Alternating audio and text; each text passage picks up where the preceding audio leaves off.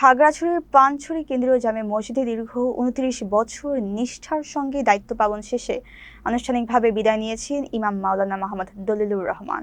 তার বিদায়কে কেন্দ্র করে মসজিদ প্রাঙ্গণে এক অভূতপূর্ব আবেগঘন পরিবেশের সৃষ্টি হয়। দীর্ঘ ৩ দশক ধরে তিনি সততা ও ধর্মীয় অনুশাসনের মাধ্যমে মুসল্লিদের ইমামতি করার পাশাপাশি মসজিদের উন্নয়ন ও সম্প্রসারণে গুরুত্বপূর্ণ ভূমিকা রেখেছেন।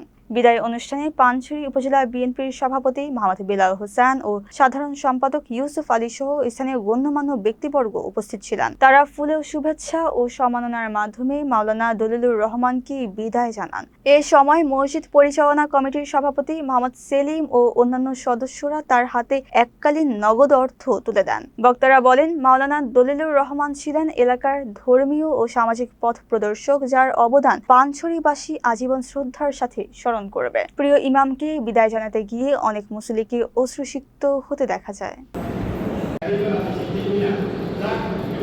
আমার ব্যক্তিগত পক্ষ থেকে যদি কোনো ভুল ত্রুটি আমি হুজুরের কাছে করে থাকি, আমাকে মাফ করে দিবেন এবং সমস্ত মুসল্লির পক্ষ থেকে আমি আপনার কাছে ক্ষমা চাচ্ছি। 28 বছর এখানে চাকরিরত ছিলেন। আমরা ওনাদের কাছ থেকে আমরা শিখে নিছি এবং কি বক্তব্য পড়ছিলাম। অনেক এলাকার ছেলেপেলে এখানে বক্তব্য পড়ছে। উনি দীর্ঘদিন সম্মানিত শহীদ ছিলেন এবং কি দাওয়াতে তাবলীগের মেহনত করছিলেন উনি। সেই জন্য হুজুরের জন্য দোয়া করি। হুজুরের সাথে যদি আমরা কোনো বেয়াদবি করে থাকি অথবা ভুল ত্রুটি করে থাকি, হুজুরের কাছ থেকেও মাপ চাচ্ছি, আর হুজুরের পক্ষ থেকে আমরা সবার কাছ থেকে মাপ চাচ্ছি।